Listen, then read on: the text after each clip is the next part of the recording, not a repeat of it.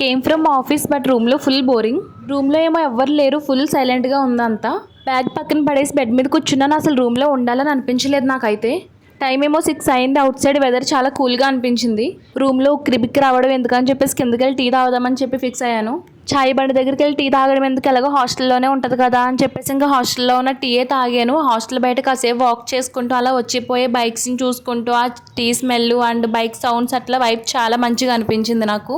నేను యూజువల్గా daily tea తాగను. టుడే ఎందుకు కొంచెం బోరింగ్గా, కొంచెం టయర్డ్గా అనిపించింది. సో టీ తాగితే కొంచెం ఫీల్ నార్మల్ ఉంటుందేమో అనిపించి కిందకు వచ్చి టీ తాగుతున్నాను అంతే. అలా కప్పు చేతితో పట్టుకుని అలాంటి హాట్ టీ ఇప్పుడు చల్లని వెదర్లో తాగుతుంటే నాకైతే లిటరల్లీ చాలా ఫీల్ రిలాక్సింగ్గా అనిపించి, ఎందుకంటే సడన్గా వెదర్ కూడా చేంజ్ అయింది. అందుకే అలా టీ తాగుతూ పీపుల్స్ని అబ్జర్వ్ చేస్తూ ఉన్నాను.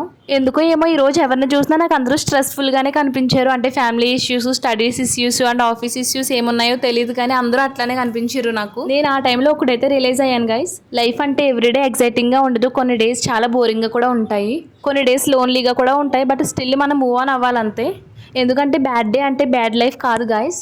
టైర్డ్గా ఉన్నా, బోర్గా ఉన్నా నెక్స్ట్ డే మళ్ళీ లేచి వర్క్ చేస్తాం, నవ్వుతాం, మళ్ళీ లైఫ్ కంటిన్యూ చేస్తాం. నిజంగా అదే real strength guys. Tea complete అయిపోయాక కాసేపు అలా వాక్ చేస్తూ స్కై చూస్తూ ఉన్నా. నాకు లిటరల్లీ ఆ టైంలో అనిపించింది స్లో ప్రోగ్రెస్ కూడా ఒక ప్రోగ్రెస్సే అని చెప్పి. ఇంకా ఇక్కడ ఉంటే ఇలాంటి థాట్సే వస్తాయని చెప్పేసి మళ్ళీ నా ప్లేస్కి వచ్చేసాను గైస్.